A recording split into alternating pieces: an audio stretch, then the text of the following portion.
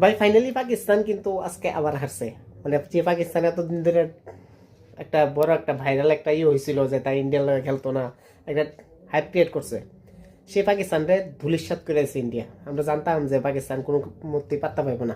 81 রানে T20 world কাপের মধ্যে হারানি, যেখানে রান করতে খুব টাফ। ইন্ডিয়া যে 175 রান করছে, 176 রান টার্গেট দিয়েছে, সেখানে পাকিস্তান এত রানে হারছে। তো সে জায়গার মধ্যে ইন্ডিয়ার লাগে একটা বড় একটা পজিটিভ মুভমেন্ট, পাকিস্তানের একটা নেগেটিভ মুভমেন্ট। আর পাকিস্তান বরাবরই কোনো সময় ওয়ার্ল্ড কাপের মধ্যে ইন্ডিয়ার লগে ওভারকাম করতে পারতো না, যদি একবার পারছে, যেটা 2021-এ আনফর্চুনেট আসলো করে গেলাম। বাট এছাড়া পাকিস্তান বিন্দু মাত্র কিন্তু ইন্ডিয়ারে চ্যালেঞ্জ করতে পারছে না। One sided game, always one sided game. কে রে কী কারণে ইন্ডিয়া পাকিস্তানের ম্যাচ হয় আমি কিন্তু বুঝতে পারতেছি না। এর থেকে জিম্বাবুর টিম বা অন্য একটা অ্যাসোসিয়েট টিমের লগে যদি খেলে আমি মনে করি অনেক বেটার। কিন্তু পাকিস্তান সেই লেভেলের কোয়ান্টিটি দিতে পারে না, গ্যারান্টি। এশিয়া কাপের মধ্যে দেখলাম লাগাতার 3 ম্যাচের মধ্যে কিন্তু ধুলিস্বাত। ফাইনাল হোক, এর আগে কোয়ালিফাই রাউন্ড হোক, বা গ্রুপের স্টেজের খেলা হোক, ওয়ার্ল্ড কাপ হোক, সেম আইসিসি ইভেন্টে একমাত্র ইন্ডিয়া পাকিস্তান খেলা হয়। বাট এর মধ্যে অবস্থা, যদি বায়োলেটারাল সিরিজ হইতে দিলে আমরা কী অবস্থা দেখলাম, একদম থার্ড ক্লাস।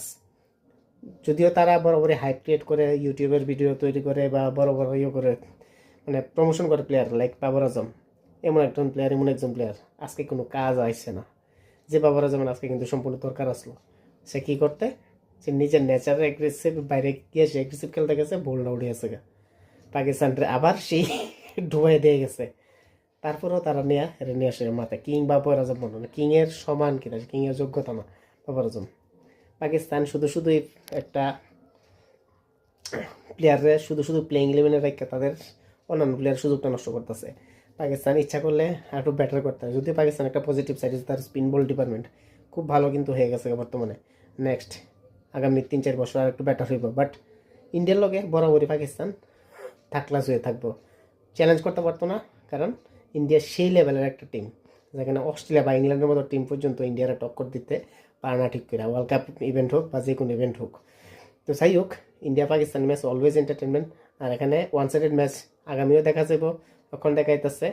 এটি কিন্তু চলবো, তোমরা যেতুই পাকিস্তানের যেতুই হাইপ ক্রিয়েট করো, কোনো লাভ হইতো না।